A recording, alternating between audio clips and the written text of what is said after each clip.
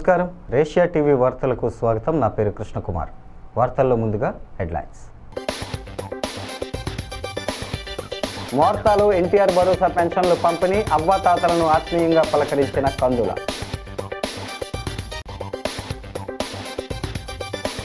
దళిత క్రిస్టియన్లకు ఖచ్చితంగా రిజర్వేషన్లు కల్పిస్తాం, కేంద్ర మాజీ మంత్రి చింతామోహన్ వెల్లడి.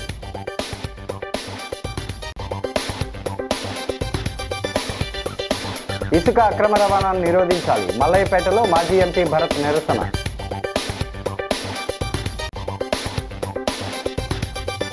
అమరావతికి చట్టబద్ధతపై ఎర్రవేణు హర్షం, పుష్కరాల సన్నద్ధతలో అధికారుల తీరుపై ఆగ్రహం.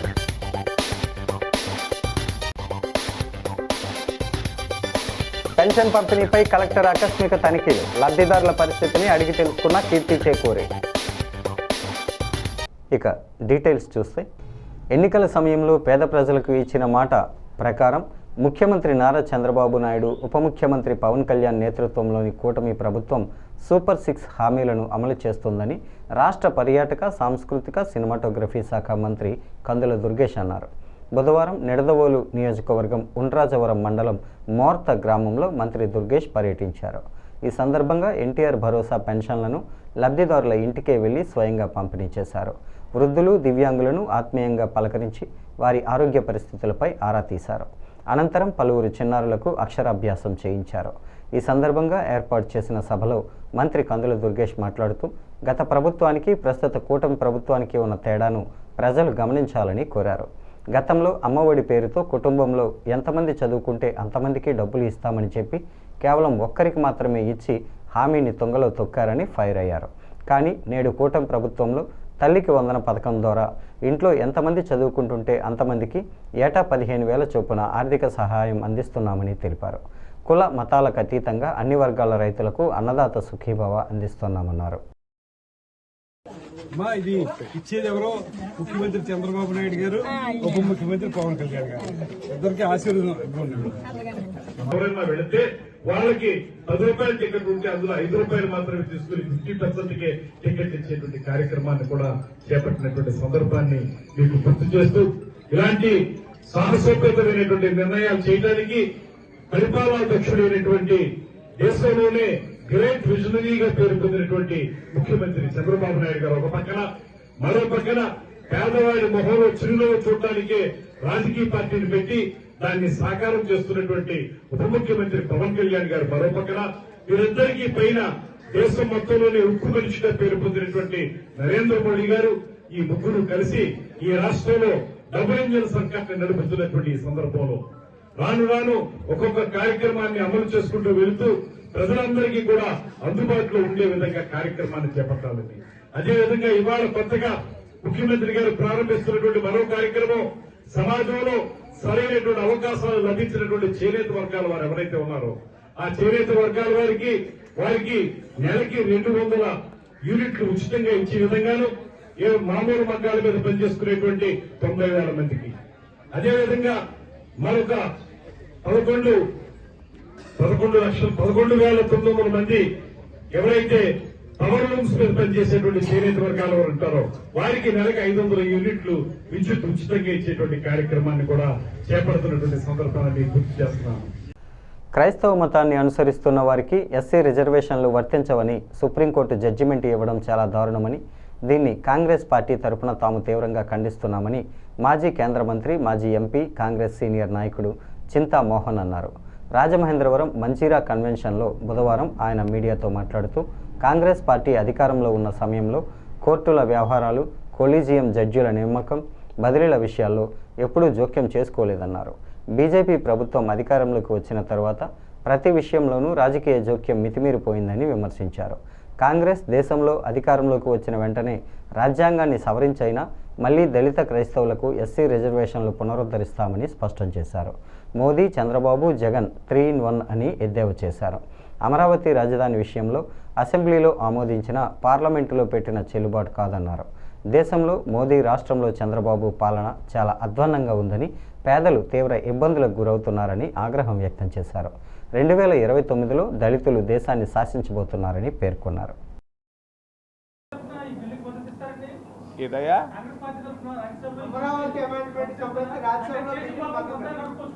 అయ్యా ఇవన్నీ టెక్నికల్ ఇష్యూస్. చంద్రబాబు నాయుడు పరిపాలన అధ్వానంగా ఉంది. ఆయన నిక్కరు ఊడిపోతూ ఉంది. నిన్న గుంటూరులో ఉన్నాను. మరి వచ్చినటువంటి డబ్బంతా అప్పులంతా తీసుకెళ్ళి గుంటూరులో ఖర్చు పెట్టుకుంటున్నాడు. అమరావతి వాళ్ళే అంటున్నారు ఇది కమ్మరావతి అని. అమరావతి అని ఎవడంటే ఆయన దేవతల రాజధాని అంటున్నాడు. నాకైతే ఒక్క దేవత కనిపించలేదు. కనీసం 20-30 సార్లు వెళ్ళాను. అది ఎట్టి ఆయన అనుకుంటున్నాడు శాసనాలు అసెంబ్లీలో పాస్ చేసినంత మాత్రాన, మోడీ సంతకం పెట్టినంత మాత్రాన అమరావతి రాజధానిగా ఉంటుందని ఆయన ఊహల్లో ఉన్నాడు, ఊహా ప్రపంచంలో. చంద్రబాబు నాయుడు చేసే పనులు అది ఎట్టి పరిస్థితుల్లో నిలబడదు రాజధాని నగరంగా. ఉత్తరాంధ్ర వాళ్ళు ఎవరు ఇష్టపడటం లేదు, మరి రాయలసీమ వాళ్ళు ఎవరు ఇష్టపడటం లేదు. మరి అది ఎక్కడన్నా పెట్టేది 1000 ఎకరాల్లో చాలని రాఘవులు చెప్తే 1,00,000 ఎకరాలు అవసరమా? భూములు అమ్ముకుంటున్నాడు, రైతుల భూములు 100 ఎకరాలు 99 రూపాయలకి ఇచ్చాడు ఒక ఆయనకి లీజుకి. 99 రూపాయలు 100 ఎకరాల భూములు. మరి కర్రతుమ్మ చెట్లు కొట్టేదానికి 1000 కోట్ల రూపాయలు ఖర్చు పెట్టినటువంటి మహానుభావుడు మా ఊరు అబ్బాయి చంద్రబాబు నాయుడు. జగన్మోహన్ రెడ్డి, మోడీ, చంద్రబాబు నాయుడు 3 in 1. ఏం అనుమానం లేదు. మరి వీళ్ళు చంద్రబాబు నాయుడు ఒకప్పుడు నిరుపేద కుటుంబంలో పుట్టాడు మోడీలాగా. ఈరోజు బిలియనీర్ అయ్యాడు. ఎలా వచ్చింది డబ్బు? జగన్మోహన్ రెడ్డి కూడా చాలా నిరుపేద కుటుంబంలో నుంచి వచ్చాడు, బిలియనీర్ అయ్యాడు. ఎలా వచ్చింది డబ్బు? ప్రజల డబ్బు కాదా? ఏమన్నా కష్టపడి చెమటోడ్చి మరి ఏదన్నా కష్టపడి సంపాదించుంటే చెప్పొచ్చు ఆయన నేను ఎక్కడ కష్టపడ్డాను. ప్రజల డబ్బును దోచుకున్నటువంటి ఘనత చంద్రబాబు నాయుడికి, జగన్మోహన్ రెడ్డిలకే దక్కిందని తెలియజేస్తూ ఒక్క మాటలో చెప్పదలుచుకున్నాను. సుప్రీంకోర్టు జడ్జిమెంట్ని నేను ఖండిస్తున్నాను. సుప్రీంకోర్టు ఎస్సీలకు ఎస్సీ క్రిస్టియన్ స్టేటస్ను ఖచ్చితంగా వాళ్ళకి దళిత స్టేటస్ని ఇప్పించేదానికి కాంగ్రెస్ పార్టీ మేనిఫెస్టోలో పెట్టి దీన్ని ఖచ్చితంగా వాళ్ళకి ఎస్సీ స్టేటస్ ఇస్తామని తెలియజేస్తూ, కాతేరు మల్లయ్యపేటలో 2 ఇసుక ర్యాంపుకు మాత్రమే అనుమతి ఉంటే 15 ఇసుక ర్యాంపులను అనధికారికంగా ఏర్పాటు చేసి ఇసుకను అక్రమంగా అమ్ముకొని ఈవీఎం ఎమ్మెల్యే ఆదిరెడ్డి వాసు లక్షలు దోచుకుంటున్నారని మాజీ ఎంపీ వైసీపీ జాతీయ అధికార ప్రతినిధి మార్గాని భరత్రాం ధ్వజమెత్తారు. సేవ్ రాజమండ్రి, సేవ్ మల్లయ్యపేట నినాదంతో బుధవారం స్థానికులతో కలిసి ఇసుక ర్యాంపునకు వెళ్లే రహదారి వద్ద రోడ్డుపై బైఠాయించి నిరసన వ్యక్తం చేశారు. బోట్స్మెన్ సొసైటీలకు ఇసుక ర్యాంపులు ఇస్తే ఈవీఎం ఎమ్మెల్యే ఇక్కడ ఇసుకను దోచుకుంటున్నారని మార్గాని భరత్ తీవ్రంగా ధ్వజమెత్తారు. రోజుకి కనీసం 500 నుంచి 600 లారీల ఇసుకను అక్రమంగా తరలిస్తూ స్థానికుల ప్రాణాలతో చెలగాటమాడుతున్నారని ఆగ్రహం వ్యక్తం చేశారు. కూటమి ప్రభుత్వానికి ప్రజల ప్రాణాల కంటే లెక్క లేకుండా పోయిందని మండిపడ్డారు. జిల్లా కలెక్టర్ తక్షణం స్పందించి అనధికారికంగా నడుస్తున్న ఇసుక ర్యాంపులను సీజ్ చేయాలని, ఇసుక తరలిస్తున్న వారిపై చర్యలు తీసుకోవాలని డిమాండ్ చేశారు. ఈ ధర్నాలో వైసీపీ నాయకులు వాసంశెట్టి గంగాధర్, గుర్రం గౌతమ్, దాసి వెంకట్రావు, మార్తి లక్ష్మి, కాటం రజనీకాంత్, సప్ప ఆదినారాయణ, బిల్డర్ చిన్న, గార చంటిబాబు, మార్తి నాగేశ్వరరావు, మార్గాని రాము, పీతా రామకృష్ణ, రొక్కం త్రినాథ్, శాండీ, తిరగటి దుర్గ, అనంతలక్ష్మి, కృష్ణవేణి తదితరులు పాల్గొన్నారు. వారి ఆందోళనలో భారీగా ట్రాఫిక్ స్తంభించిపోయింది. ఇంగిత జ్ఞానం లేదా ఈవీఎం ఎమ్మెల్యేగా అడుగుతా ఉన్నారు. రాజమహేంద్రవరంలో ఇసుక మాఫియా ఏ రకంగా జరుగుతూ ఉన్నది అనేది కేవలము ఇక్కడ స్థానికంగా ఉన్న ఈవీఎం ఎమ్మెల్యేకి కాసుల పంట. ఇక్కడ మల్లయ్యపేట దగ్గర నుంచి సిటీ లిమిట్స్లోంచి రోజుకి 500-600 లారీలు వెళ్తూ ఉన్నాయి. ఇక్కడ ఉన్న స్థానిక ప్రజలందరూ కూడా మొరపెట్టుకుంటూ ఉన్నారు, మా ప్రాణాలు కాపాడండి, మమ్మల్ని కాపాడండి. రోజు దుమ్ము లేసిపోతూ ఉంది. చిన్న పిల్లలు, చంటి పిల్లలు ఉంటే వాళ్ళకందరికీ కూడా హాస్పిటల్ చుట్టూరు తిప్పుతూ ఉన్నాము. ఇక్కడ ఇసుక రోడ్ల పైన మొత్తం అంతా కూడా జారుకుంటూ వెళ్ళి స్కిడ్ అయిపోతూ ఉన్నాయి. మొన్నటికి మొన్న ఓ ఇసుక లారీ కింద పడి చనిపోయిన సందర్భాలు కూడా ఉన్నాయి. అదేవిధంగా అక్కడ కాతేరు దగ్గర కూడా ఇసుక లారీల కింద పడిపోయిన సందర్భాలు ఉన్నాయి. ఇవాళ స్థానికంగా ఈవీఎం ఎమ్మెల్యే, అటుపక్కనేమో రూరల్ ఎమ్మెల్యే, వీళ్ళిద్దరూ కూడా పంచుకున్నారు. బ్రిడ్జికి అవతల పక్కన గ్యామన్ ఇండియా బ్రిడ్జికి అవతల పక్కనేమో రూరల్ ఎమ్మెల్యే అంట, ఇటు పక్కనేమో బ్రిడ్జికి యువతలేమో ఈవీఎం ఎమ్మెల్యే. అంటే వీళ్ళిద్దరూ కూడా బార్డర్లు కూడా వేసుకున్నారు, అక్కడ కంచి కూడా కట్టేశారంట. నువ్వు ఈ కంచి దాటి నువ్వు అటు రావడానికి లేదు, ఈ కంచి దాటి నువ్వు ఇటు రావడానికి లేదని అసలు ఆస్తులు పంచుకున్నట్టు ర్యాంపులు పంచుకున్నారు. ఎంత దారుణమో చూడండి. ఇవాళ స్థానికంగా ప్రజలు అల్లాడిపోతూ ఉన్నారు. కూటమి ప్రభుత్వం అధికారంలోకి వచ్చిన 22 నెలల్లోనూ రాష్ట్రాన్ని అన్ని విధాలుగా సమర్థవంతంగా సీఎం చంద్రబాబు నాయుడు ముందుకు నడిపిస్తున్నారని, అమరావతి రాజధానికి చట్టబద్ధత కల్పించేందుకు తీర్మానం చేయటం వల్ల టీడీపీ రాష్ట్ర కార్యనిర్వాహక కార్యదర్శి ఎర్రం వేణు హర్షం వ్యక్తం చేశారు.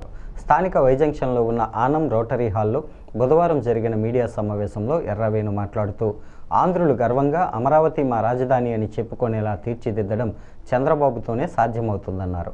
కేంద్ర ప్రభుత్వం మద్దతుతో ఈ చట్టబద్ధతకు ఆమోదం లభిస్తుందన్నారు.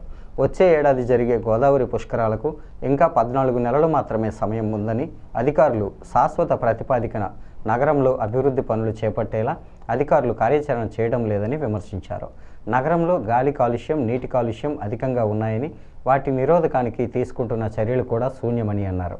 అధికారులు ఇలాగే వ్యవహరిస్తున్న పుష్కరాల సమయంలో లక్షలాదిగా వచ్చే యాత్రికులు ఇబ్బందులు పడతారని, గోదావరి పుష్కరాలకు వచ్చే నిధుల్లో కొంత కేటాయించి వాటర్ వర్క్స్ను వెంకటనగరం వద్దకు తరలించాలని, ఫిల్టరేషన్ పాయింట్ కూడా అక్కడే నిర్మాణం చేయాలని డిమాండ్ చేశారు. మాజీ కార్పొరేటర్లు, ప్రజాప్రతినిధులు, మేధావులు, సీనియర్లు, విద్యావేత్తలతో అఖిలపక్ష సమావేశాన్ని నిర్వహించాలని ఆయన కోరారు. కనెక్షన్ ఇవ్వలే, ఎక్కడి నుంచి కూడా బయటికి పంపట్లే. ఎందుకు కట్టట్టు? ఎందుకు అధికారులు దాని మీద దృష్టి పెట్టలేదు? సాంకేతికపరమైన ఇబ్బందులు ఉంటే ఎందుకు సవరించట్లే? ప్రజాధనాన్ని ఎందుకు దుర్వినియోగం చేస్తూ ఉన్నారు? ఇవన్నీ కూడా అధికారులను ఖచ్చితంగా మేము నిలదీస్తాం. దీనికి సమాధానం చెప్పాల్సిన అవసరం ఉంది. ఇవన్నీ కూడా ఇప్పుడే నేను ఎందుకు మాట్లాడుతూ ఉన్నానంటే, పుష్కరాల నిధులు చాలా పెద్ద మొత్తంలో రాబోతూ ఉన్నాయి. 15th ఫైనాన్స్ కమిషన్ వాళ్ళే లోకల్ బాడీ ఏర్పడితే దాదాపుగా 500 కోట్ల రూపాయల గ్రాంట్స్ వస్తాయని వింటున్నాం. అదేవిధంగా స్పెషల్ గ్రాంట్స్ కూడా కేంద్ర ప్రభుత్వం కానీ రాష్ట్ర ప్రభుత్వం కానీ పుష్కర నిర్వహణకి భారీగా ఇచ్చేటువంటి పరిస్థితులు ఉన్నాయి. ఇప్పుడైనా అధికారులు కళ్ళు తెరుచుకుని ఇటు వాటర్ రాజమహేంద్ర నగరవాసులకి పరిశుద్ధమైనటువంటి మంచినీరు అందించేటటువంటి విషయంలో నిర్ణయాలు చేయాల్సిన అవసరం ఉంది. ఎయిర్ పొల్యూషన్ అరికట్టాల్సిన అవసరం ఉంది. ఎందుకు వస్తుంది ఎయిర్ పొల్యూషన్ అనేది? ఇవాళ కూడా సరైనటువంటి అంచనాలు లేవు. ఇక్కడ విపరీతమైన ఇండస్ట్రియలైజేషన్ లేదు, విపరీతమైన వాహనాలు అయితే ఉన్నాయి. ఎందుకంటే మన ఇరుకు రోడ్లకి ఇవి ఆకాశ హర్మ్యాలు లాంటి ఫ్లోర్స్ వచ్చేసాయి. ఇప్పుడు దాదాపుగా 6-7 అంతస్తులు కట్టేస్తూ ఉన్నారు. సో ఎయిర్ పొల్యూషన్ ఏదైతే కార్బన్ రిలీజ్ అవుతుందో వెహికల్స్ తోటి ఆ బళ్ళు ఈ బిల్డింగ్లు దాటి పైకి వెళ్ళే పరిస్థితి ఉంది. ఇక్కడే స్టాగ్నేట్ అయ్యే పరిస్థితి ఉంటుంది. సో ఇక్కడ ఉన్నటువంటి రోడ్లకు సంబంధించి క్రోరేటా బేస్లో వెహికల్స్ ఎక్కువ ఉండడం కూడా ఒక కారణం కావచ్చు. కానీ అంతకు మించి కారణాలు ఏమున్నాయనేది కూడా అన్వేషించాల్సిన అవసరం ఉంది. పుష్కరాల లోపు కనుక వాటర్ పొల్యూషన్, ఎయిర్ పొల్యూషన్ ఈ రెండింటినీ కూడా అరికట్టకపోతే రేపు పుష్కరాలు వచ్చేటువంటి యాత్రికులు ఇబ్బంది పడే పరిస్థితులు ఉంటాయి. ఇప్పుడే చేయలేనటువంటి వ్యక్తులు ఆ రోజున ఆదరాబాదరాగా 1000 మంది పారిశుద్ధ్య కార్మికుల్ని, శాంతి భద్రతలు కాపాడడానికి 1000 మంది పోలీస్ సిబ్బందిని ఇక్కడ పెట్టేస్తే ఆ 12 రోజులు నడపగలరేమో. కానీ తర్వాత వదిలి వెళ్ళిన వ్యర్థాలతోటి ఈ రాజమహేంద్రి కోలుకోవడానికి 2 ఏళ్ళు 3 ఏళ్ళు పట్టేటువంటి పరిస్థితులు ఉన్నాయి. గతంలో కూడా మనం అనుభవాలు చూసాం. నగరంలోని 14వ స్వర్ణ వార్డు ప్రకాష్ నగర్ ప్రాంతంలో లబ్ధిదారులను ప్రత్యక్షంగా కలుసుకొని పెన్షన్ సొమ్ము సక్రమంగా ఇంటి వద్దనే అందుతుందా లేదా అనే విషయాన్ని జిల్లా కలెక్టర్ కీర్తి చేకూరి స్వయంగా అడిగి తెలుసుకున్నారు. వారితో స్వయంగా మాట్లాడి వివరాలు ఆరా తీశారు. ఎన్టీఆర్ భరోసా సామాజిక భద్రత పెన్షన్ పంపిణీ ప్రక్రియను జిల్లా కలెక్టర్ కీర్తి చేకూరి బుధవారం ఆకస్మిక తనిఖీ చేశారు. అనంతరం స్థానిక దానవాయిపేటలో పాన్ షాప్ నిర్వహిస్తున్న కూరపాటి ధనలక్ష్మికి సంబంధించిన దివ్యాంగ పెన్షన్ను కలెక్టర్ కీర్తి చేకూరి మున్సిపల్ కమిషనర్ రాహుల్ మీనా కలిసి అందజేశారు. ఈ సందర్భంగా కలెక్టర్ కీర్తి చేకూరి పెన్షనర్ ధనలక్ష్మి ఆరోగ్య పరిస్థితి, జీవనోపాధి గురించి వివరాలు తెలుసుకొని స్వయం ఉపాధి ద్వారా ముందుకు సాగుతున్నందుకు అభినందించారు. రాష్ట్ర ప్రభుత్వం ప్రతి కుటుంబం నుంచి ఒక పారిశ్రామికవేత్తను తీర్చిదిద్దే లక్ష్యంతో ముందుకు సాగుతోందని, ఉద్యోగాల కోసం ఎదురు చూడకుండా స్వయం ఉపాధి అవకాశాలను వినియోగించుకోవాలని సూచించారు. డిఆర్డీఏ పీడీబీ నగేష్, ఆర్ఎంసీ కార్యదర్శి శైలజ వల్లి, జీవకారుణ్య సంఘం చైర్మన్ వర్రె శ్రీనివాసరావు, అధికారులు, సిబ్బంది పాల్గొన్నారు.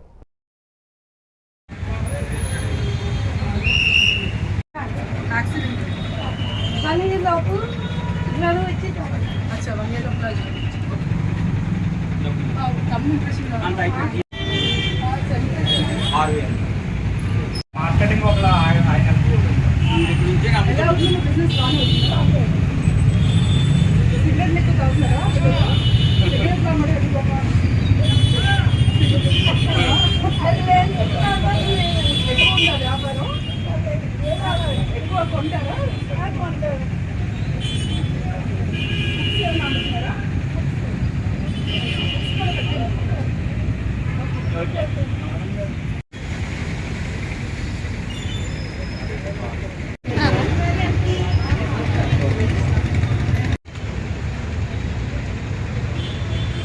నా పేరు కూరపాటి ధనలక్ష్మి.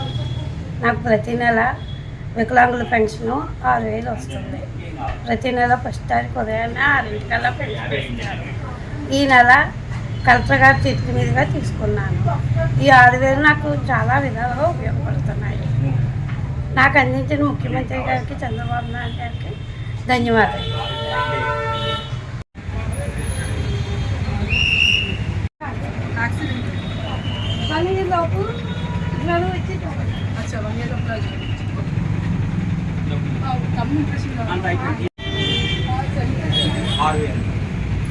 మార్కెటింగ్ ఒక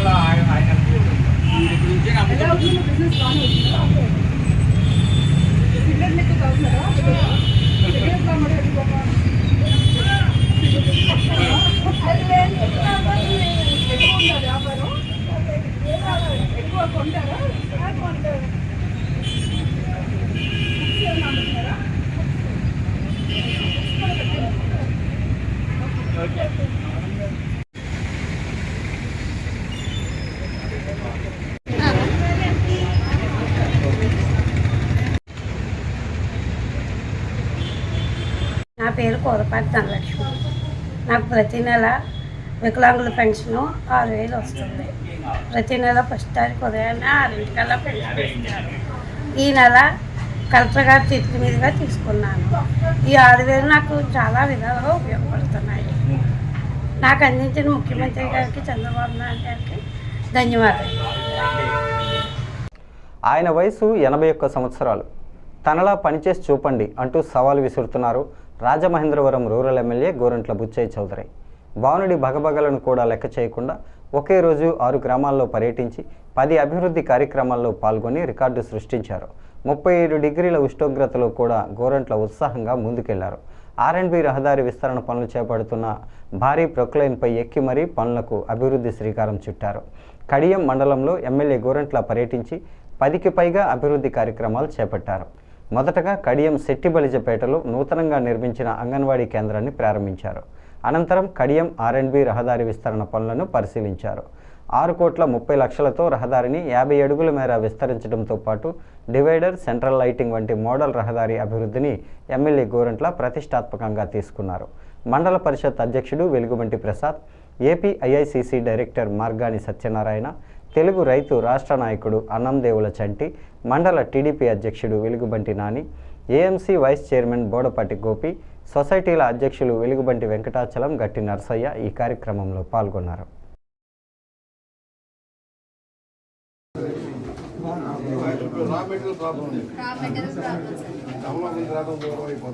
ఇక్కడ చొప్పాలు తీసి తెప్పిస్తున్నారండి.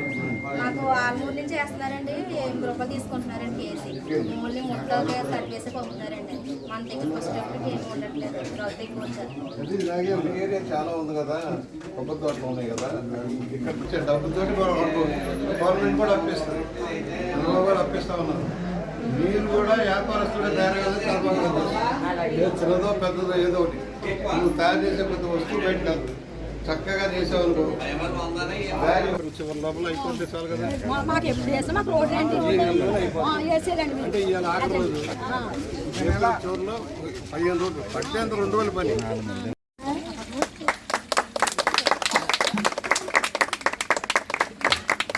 గారి నాయకత్వం, బుచ్చిసాగు గారి నాయకత్వం.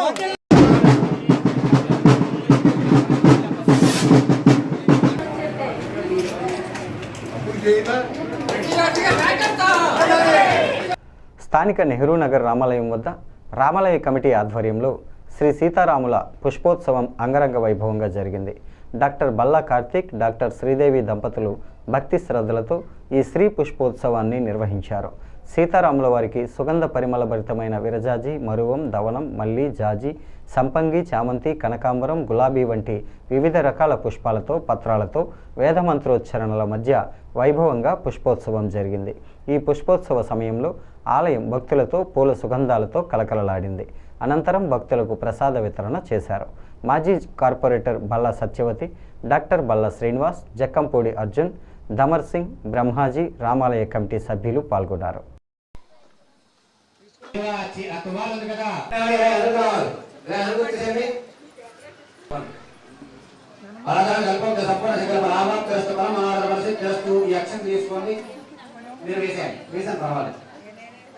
అలా స్వామివారి దగ్గర వేసాను 2 లక్షలు అమ్మవారి దగ్గర.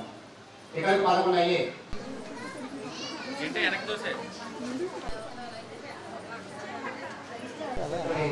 అలాగే కల్పం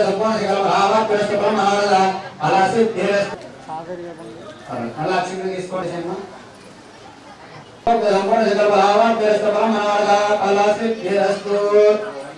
అక్షింతలు ఏంటి వేసాను. స్వామివారి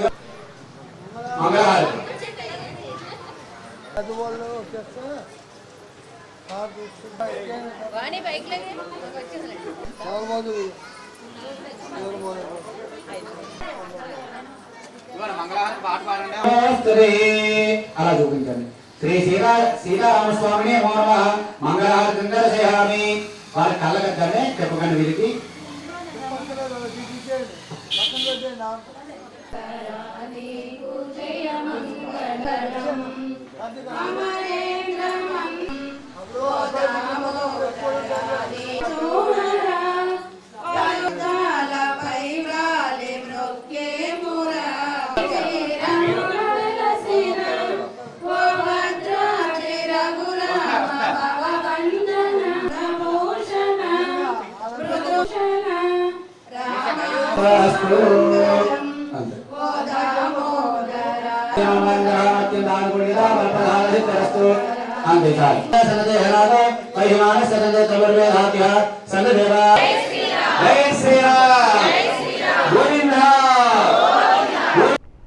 లాలా చెరువు రైతు బజార్లో వినియోగదారుల రైతుల సౌకర్యార్థం స్వర్ణాంధ్ర సేవా సంస్థ సౌజన్యంతో ఏర్పాటు చేసిన కూలింగ్ వాటర్ కూలర్ను తెలుగుదేశం పార్టీ సీనియర్ నాయకుడు గంగరాజు, పాల డైరీ అధినేత నిమ్మలపూడి గోవిందు చేతుల మీదుగా ప్రారంభించారు. తొలుత సిపి రెడ్డి, హీరో షోరూమ్ అధినేత ప్రసాద్ రెడ్డి లాంఛనంగా జ్యోతి ప్రజ్వలన చేసి రక్షిత చల్లని నీటిని రైతులకు అందించారు. రైతు బజారు వ్యాపారుల సంక్షేమ సంఘ అధ్యక్షుడు సోమేశ్వరరావు మాట్లాడుతూ స్వర్ణాంధ్ర రాంబాబుని అడిగిన వెంటనే వాటర్ కూలర్ ఏర్పాటు చేసినందుకు కృతజ్ఞతలు తెలిపారు. 36,000 రూపాయల విలువైన వాటర్ కూలర్, మంచినీటి వాటర్ టిన్స్ రైతుల సౌకర్యార్థం రాంబాబు అందించారు. రాంబాబు మాట్లాడుతూ నగరంలో ప్రజల అవసరార్థుల సౌకర్యార్థం స్వర్ణాంధ్ర సేవా సంస్థ తరపున ఉచిత రక్షిత మంచినీటి చలివేంద్రాలతో పాటు వాటర్ కూలర్లు ఏర్పాటు చేస్తున్నామన్నారు. లాలా చెరువు పూర్వపు సర్పంచ్ మెట్ల యేసుపాదం, పూర్వపు ఎంపీటీసీ రాయుడు శ్రీనివాస్, మాజీ కార్పొరేటర్ అజ్జారపు వాసు, అనూప్ కుమార్ జైన్, కాలనీ పెద్దలు శ్రీనివాస్, కృష్ణకిషోర్, సతీష్, త్రిమూర్తులు, గారపాటి అమ్మిరాజు తదితరులు పాల్గొన్నారు. 3 సంవత్సరాలు పెట్టారు. ఆనాటి నుంచి నేటి వరకు కూడా వారానికి 1000-1200 రూపాయలు తక్కువ కాకుండా అవుతుంది. అది కూడా ప్రభుత్వం కానీ ఏమేమి ఉందో మేము నిర్వహించుకునే డబ్బులతోనే అది బడ్జెట్ భారంగా మారుతుందని మన స్వర్ణాంధ్ర సేవా సంస్థ రాంబాబు గారి దగ్గరికి వెళ్ళి ఓ రోజు మేమంతా చెప్పుకోవడం జరిగింది. సార్ మాకు ఏదైనా చేయాలని నేను చెప్పంటే నాకున్న పరిచయాల మీద నేను రాంబాబు గారిని గట్టిగా అడిగితే నేను ఇస్తామా అని చెప్పన్నారు. ఇవ్వడం జరిగింది. ఇచ్చినందుకు వేరే మా స్వర్ణాంధ్ర సేవా సంస్థ ఇతర సభ్యులు మన నిమ్మలపూడి గోవింద్ గారికి, సిపి రెడ్డి గారికి, అందరికీ పెద్దలందరికీ కూడా ధన్యవాదాలు. మాకు ఇచ్చానికి ధన్యవాదాలు తెలియజేస్తాను. రండి సార్, రండి సార్. సచివాలయం 102 అలాగే పార్కులు 2-3 పార్కింగ్స్ అవన్నీ ఇప్పుడు రెనోవేట్ అయినాయి. పార్కులు కొంచెం డెవలప్ అయినాయి. ఉంటాం. మాజీ ఎంపీ, సీనియర్ కాంగ్రెస్ నాయకుడు జీవి హర్షకుమార్పై పోలీసుల నిర్బంధం కొనసాగుతోంది. భీమవరం మండలం ఆకివీడులో శ్రీరామనవమి రోజు జరిగిన ఘటనలో దళితులపై కేసులు నమోదు చేసిన నేపథ్యంలో ఆయన అక్కడికి బయలుదేరి వెళ్లారు.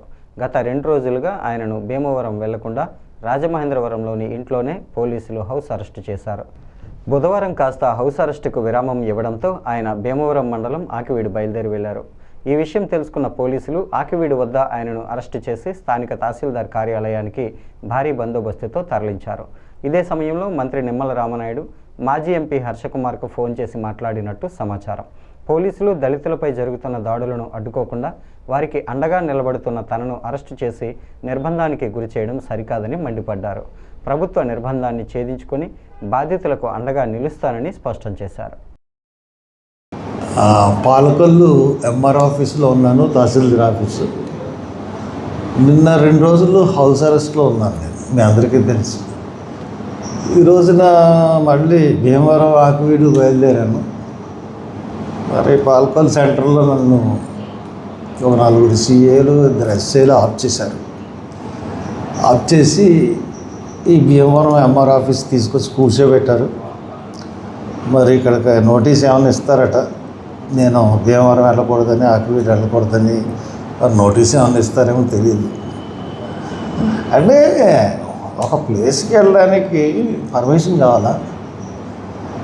ఒక దారుణంగా 1 సైడెడ్గా పోలీసులు వ్యవహరించి 57 మంది మీద, ఒకళ్ళ మీద పెడతారు, 2 మీద పెడతారు అటెంప్ట్ మర్డర్ కేసు. 57 మీద అటెంప్ట్ మర్డర్ కేసు ఆ గ్రామాన్ని, ఆ దళితపేటని భయపెట్టేసి దారుణమైన పరిస్థితుల్లో ఉన్న పేటలోని దళితులకి ధైర్యం చెప్పడానికి ఒక మాజీ ఎంపీగా నాకు పర్మిషన్ ఇవ్వరా? నేను మంది మార్గంతో వెళ్తున్నాను, నేను నా డ్రైవరు ఇద్దరు వెళ్తున్నాను. తాడేపల్లిలోని వైఎస్ఆర్ కాంగ్రెస్ పార్టీ కేంద్ర కార్యాలయంలో పార్టీ అధ్యక్షుడు మాజీ ముఖ్యమంత్రి వైఎస్ జగన్మోహన్ రెడ్డిని వైసీపీ రాష్ట్ర ఎస్సీ విభాగం ప్రధాన కార్యదర్శి మార్తి నాగేశ్వరరావు, ఆయన సతీమణి జిల్లా మహిళా అధ్యక్షురాలు మార్తి లక్ష్మి మర్యాదపూర్వకంగా కలిశారు. జగన్మోహన్ రెడ్డి, మార్తి నాగేశ్వరరావు, లక్ష్మీ దంపతులు పుష్పగుచ్చం అందజేశారు. వారి కుటుంబ సభ్యులను ఆయనకు పరిచయం చేశారు. జగన్ వారిని ఆప్యాయంగా పలకరించి వివరాలు అడిగి తెలుసుకున్నారు. తూర్పుగోదావరి జిల్లాలో పార్టీ పటిష్టతకు కృషి చేయాలని మార్తి దంపతులకు ఆయన సూచించారు. పార్టీ పిలుపు మేరకు ప్రతి కార్యక్రమాన్ని మాజీ ఎంపీ మార్గాని భరత్రాం ఆధ్వర్యంలో నిర్వహిస్తూ పార్టీని ముందుకు తీసుకొని వెళ్తున్నట్లు వివరించారు.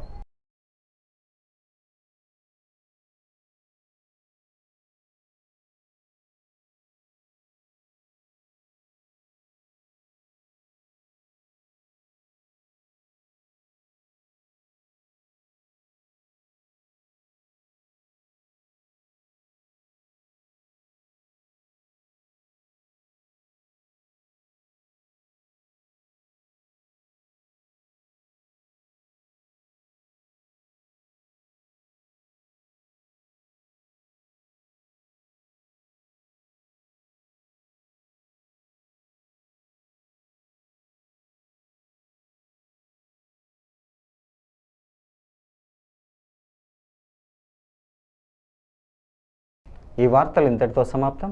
నమస్కారం.